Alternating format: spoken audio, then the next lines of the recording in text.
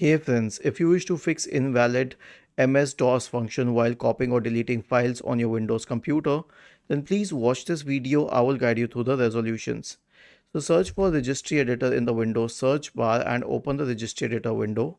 Go to HKey local machine, software, policies, Microsoft, Windows and system. Now in the right pane, we will create a Diva 32-bit entry named copy file buffered synchronously.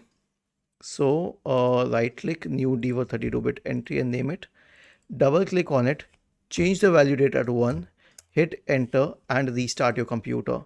If this doesn't help, then simply format the drive in the question. Okay, so go to this PC and let's say this is the drive in question. Right click on it and select format. I think that now we can only format it in the NTFS file system. Select quick format and click on start. Format complete. Was this helpful? If yes, then please subscribe to the channel. If not, then let us know in the comment section of the video on how we could help you further. Thank you for watching this video and have a nice day.